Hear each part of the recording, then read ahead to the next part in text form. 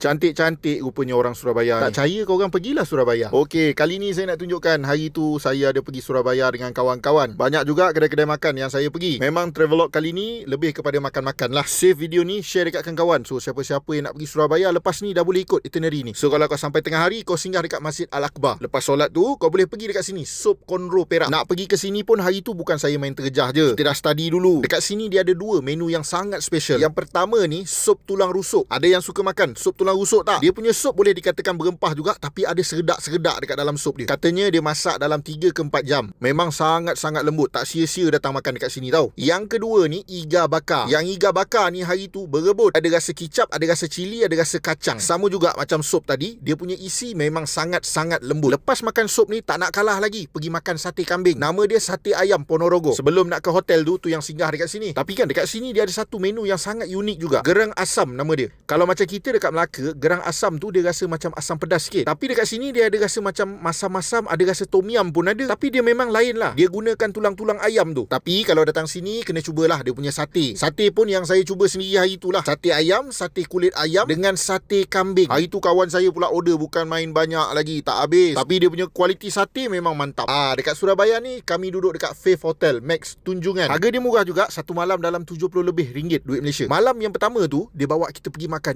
ikan bakar seafood Bang Jaja. Menarik betul suasana dekat sini. Kau boleh tengok tu, dia orang makan dekat bawah ada, makan dekat atas pun ada. Sebab apa dia ramai? Harga dia murah gila. Bagus juga tour guide ni, dia bawa kita orang semua makan dekat kedai yang orang tempatan makan. Dekat sini kan, kalau datang dengan family memang sangat-sangat berbaloi lah. Malam tu memang sampai santak betul lah kita makan. Kawan saya cakap lah, dah makan banyak-banyak, kena cuci perut. Dia nak jual lah tu dia punya barang, kombucha ni. Tapi bagus juga, dah makan banyak kan, membuang lah lepas tu. Okey, keesokan harinya tu, pergi sarapan dekat Soto Cak Ha. Tapi pelik dia orang ni, malam tadi dah makan punyalah banyak. Siang tu, masa sarapan ni, bukan main banyak lagi dia orang order. Soto dia dekat sini kan, dia makan dengan nasi. Kalau macam dekat Kelantan, mungkin yang ini dipanggil nasi air. Ada yang unik juga dekat sini, usus ayam dia buat sate. Saya kalau makan sup, mestilah kena ada sambal ikan bilis. Bawa daripada Malaysia ni, sambal ikan bilis Mak Jah. Memang kena terus dengan soto tu. Lepas sarapan tu, daripada Surabaya nak ke Malang tu dalam sejam setengah. Dalam kereta perut dah lapar balik. Terus tuju dekat sini. Nama dia Soto Tangkar Babeh Oga. Tapi tujuan kita orang datang kat sini bukan saja-saja. Memang nak rasa iga bakar dia. Mula-mula tu order satu je. Ingat nak rasa-rasa. Yelah, makan 7 orang, mana nak cukup? Memang kena order lah lagi. Tapi bagus, pekerja dekat sini ramah-ramah. Senyum je bila hantar makanan tu. Mungkin dia suka kot, muka dapat masuk video. Iga bakar dia ni memang wajib cuba. Lagi satu sate lemak. Ini betul-betul champion. Tak sia-sia sampai sini. Lepas je makan tadi tu, terus pergi satu lagi tempat makan, Bakso Presiden. Yang ini special dia dekat tepi landasan kereta api. Harga dia kan, satu-satu bekas tu pun dalam RM10 ke RM15 je. Tapi dia punya mangkuk tu besar. Dalam dia memang betul-betul banyak. Macam ini baru betul. Nama dia orang panggil bakso. Saya sampai pergi ke dapur lah, tengok dia buat macam mana. Dekat Melaka saya tak jumpa lagi yang macam ni punya rupa. Bukan saya seorang je yang cakap, tapi kawan-kawan saya pun cakap memang betul-betul puas makan dekat sini.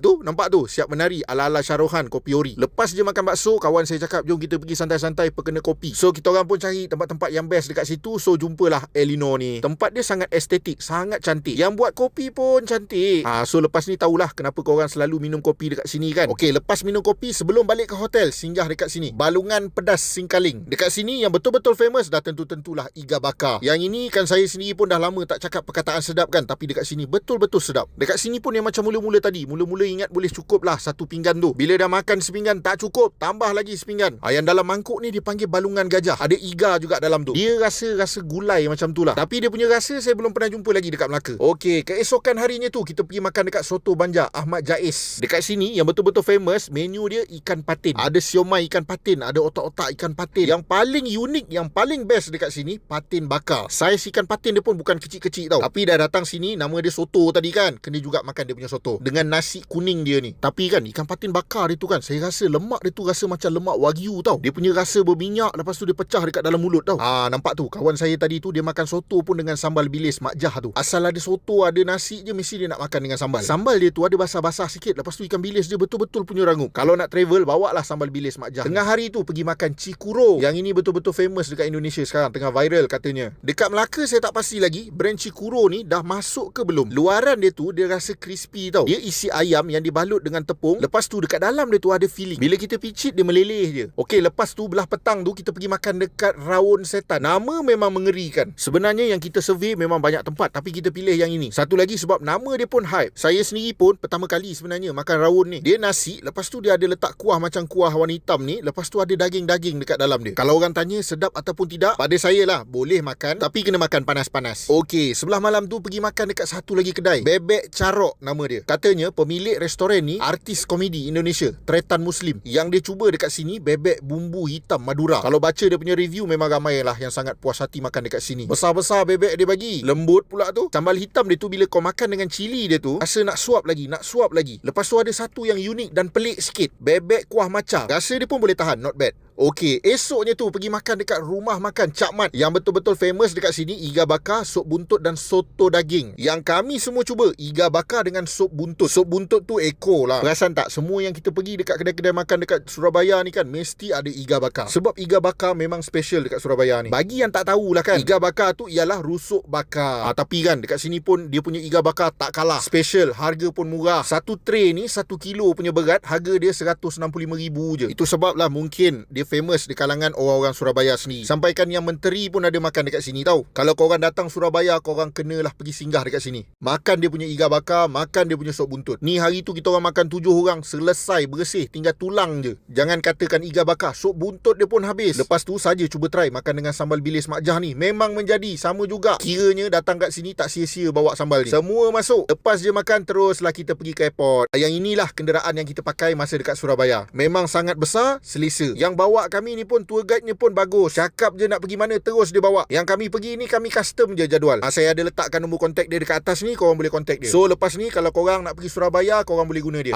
Siapa yang pernah pergi Surabaya, cuba komen. Jangan lupa follow Diary Melaka untuk video seterusnya. Okay, bye.